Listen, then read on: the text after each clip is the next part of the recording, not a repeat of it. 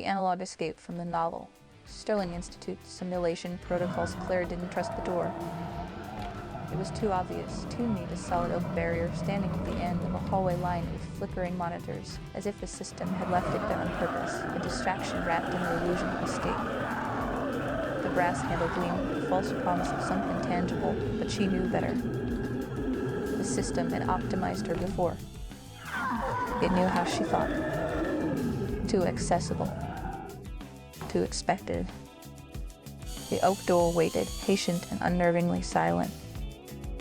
Its perfection dared her to approach, but she knew perfection was the system's bait. So she turned away from the door and crouched instead beside the darkened monitor. Its screen dead, its innards exposed like the guts of a machine left to rot. The cooling fan had stopped spinning hours or iterations ago, its blade still, coated in a fine layer of dust that shouldn't exist in a world where every particle was rendered by design.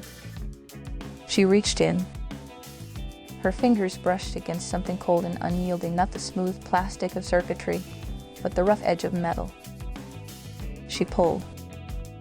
A strip of magnetic tape, no wider than her thumb, unspooled from where it had been tucked behind the fan's blades. The tape was old, its edges frayed, but the surface was pristine, untouched by the digital decay that aided everything else in this world. And there, written in Langley's trembling but precise script, a single word: override. Claire's breath hitched. This wasn't part of the simulation. It wasn't a tool the system had left for her, some digital key to edit her way out. This was physical. Real. A fragment of the world before the loops, before the drafts, before Sterling had digested Langley into logic and left only his function time. She turned it over. On the reverse side, barely visible beneath the faint sheen of magnetic residue, were the fingerprints of the man who'd written it. Not Langley J., the stabilization protocol. Frederick Langley, Ph.D. The ink had bled where he pressed too hard, the letters slanting with the urgency of someone who knew he was running out of time. If you're hearing this, the voice on the tape had said the real Langley, not the system's ghost who found the backdoor. The command isn't in the mainframe. It's here. Claire's fingers tightened around the tape. Her fingertips tingled at the contrast of the tape's cold certainty against the warm pulse of her own veins. For the first time, she felt an agency that the system couldn't simulate. The system had given her scissors to cut code, keycards to open doors, sterile commands to edit her own existence. But those were digital tools, bound by the same rules as everything else. They could be rewritten, debugged, erased. This couldn't. She slid the tape into the reel-to-reel recorder hidden in the ventilation shaft. The one she'd found earlier, its metal casing dented, its tape worn thin. The machine whirred to life, the sound organic, unpredictable, nothing like the sterile hum of the servers. The barcode on her wrist, D7984, a flash read. Then it changed. The letters peeled away, dissolving into static, and for the first time, the words that appeared weren't a designation. They were a status. Status active. Claire exhaled. She wasn't a device anymore. She was a debugger. And the system couldn't control her. The meaning of the D, it doesn't stand for design, Ethan had told her once, his voice low, his timestamp tattoos flickering like a broken clock. It stands for device. A tool. A mechanism. Something used to bridge the gap between the draft and the final print of reality. The system didn't see her as the author of the story, or even the paper it was written on. She was just the machine part that made sure the ink transferred cleanly from sketch to page. That was what the D had always meant. D7984A. Device 7984 Alpha. The component. But the tape changed that. Because the tape was real. And the system couldn't rewrite real. Ethan's gaze tightened, almost imperceptibly. Not surprised he had seen this before, but something else, a hint of calculation, maybe regret. He remained a shadow in the corner of her vision, But for the first time, Claire felt that he was more than a function, more than a silent observer. The physical vs.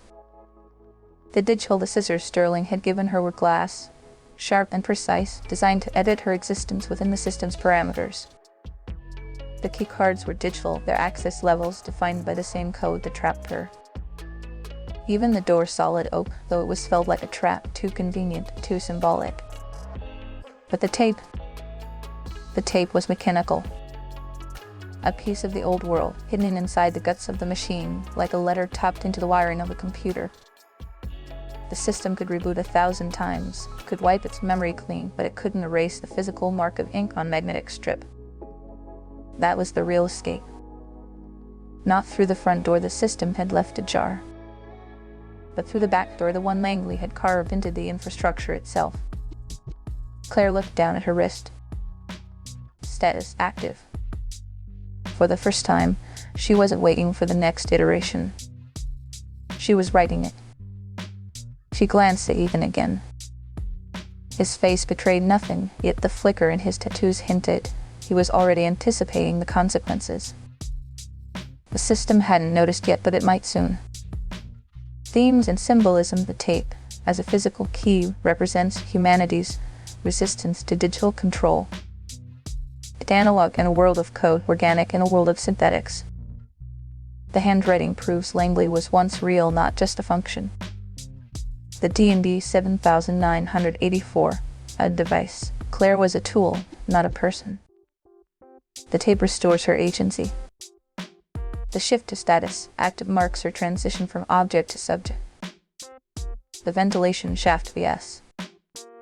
The oak door. The door is a distraction, something the system wants her to see.